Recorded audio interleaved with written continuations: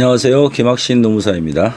오늘은 임금대장과 임금명세서의 작성 요령과 위반 시에 어떤 처벌을 받게 되는지에 대해서 살펴보도록 하겠습니다. 그럼 임금대장, 임금명세서 늘 사업장에서 회사에서 늘 하고 있는 일이지만 주의하지 않으면 처벌받게 될 가능성도 있기 때문에 살펴보아야 됩니다. 일단 오늘 살펴볼 내용으로는 법적 근거, 어떠한 의무사항이 있는지, 그 다음에 임금대장의 필수 기재사항, 그 다음에 임금명세서의 기재사항, 그 다음에 위반 시의 처벌, 과태료 부과 기준은 어떻게 되는지, 그 다음에 최근에 포괄임금 오남용 방지에 대한 지침이 발표됨으로 인하여 실무적으로 임금대장, 임금명세서 작성이 더 유념하셔야 될 사항이 발생을 했죠. 그럼 첫 번째로 법적 근거입니다.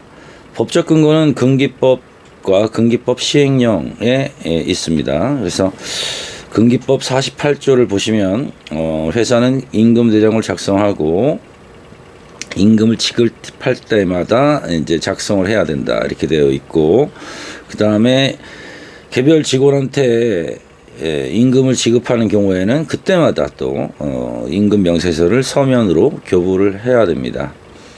그래서 근거는 금기법, 작성 주체는 사용자, 그 다음에 객체, 당사자는 근로자, 그 다음에 시기는 임금을 지급할 때마다입니다.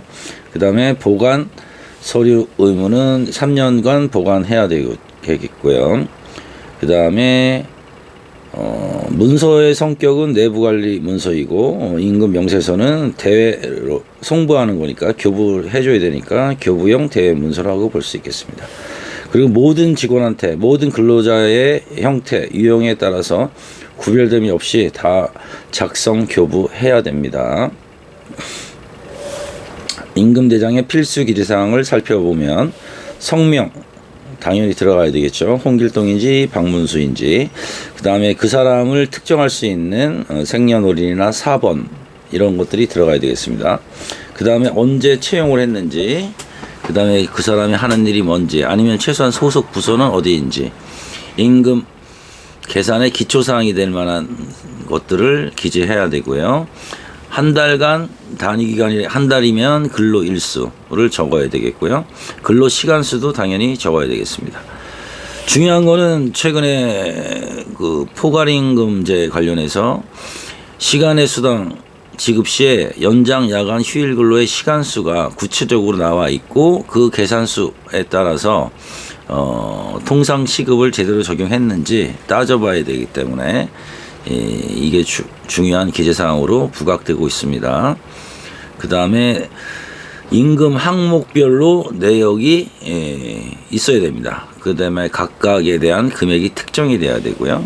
그 다음에 어떠한 기준으로, 법 기준으로 공제했는지, 아니면 별도의 합의나 별도의 공제 항목이 있는지, 예를 들면 노조가 있다면 노조의 단체 협약에 따라서 공제할 수도 있겠죠. 임금 명세서에는 또 어떠한 기재사항이 있을까요? 일단 당연히 근로자 정보, 이건 공통이고요. 임금 지급일, 언제 주는지, 산정 기간도 당연히 따라와야 되겠고, 임금 총액이 들어가야 되고, 항목별로 금액이 특정이 돼야 되겠죠. 그 다음에 계산 방법 들어가야 됩니다. 그 다음에 공제 내역 마찬가지로 들어가야 합니다. 그러니까 임금 대장 사항이 임금 명세서에 거의 그대로 옮겨 붙이기 한다 생각하면 되겠습니다. 그 다음에 교부 방법, 임금 명세서는 교부를 해야 되기 때문에 임금을 지급할 때마다 지급을 해야 됩니다. 퇴직했다고 안 주면 안 되고요. 퇴직해도 이메일 등을 통해서 교부를 하셔야 되겠고요. 그 다음에 실제적으로 인트라넷이나 사내 전산망으로 열람만 하게 되는 경우가 있는데요. 근로자가 실제 확인이 가능한지, 아니면 관련 서류를 다운로드 받을 수 있는지, 이런 것들도 체크를 하셔야 되겠습니다. 그 다음에 항상 꼭 기재를 해야 되냐 말아야 되냐 이렇게 갈림길에 있는 경우가 있는데, 실무자들이 항상 고정적으로 발생되는 계산은 한 번으로 충족할 수가 있겠고요. 변동이 없다면 매월 변동되는 것은 매월 기재를 꼭 해야 된다. 이렇게 생각하시면 되겠습니다. 특히 포괄 임금 관련해서는 일괄 기재 방식은 안 됩니다. 그래서 기재 사항이 누락됐다고 보는 거죠. 그 포괄 임금이면 각각의 어떠한 항목이 포괄 들어가 있는지, 아니면 최소한 고정 OT나 이런 것들이 어떻게 들어가 있는지는 명시를 꼭 하셔야 됩니다.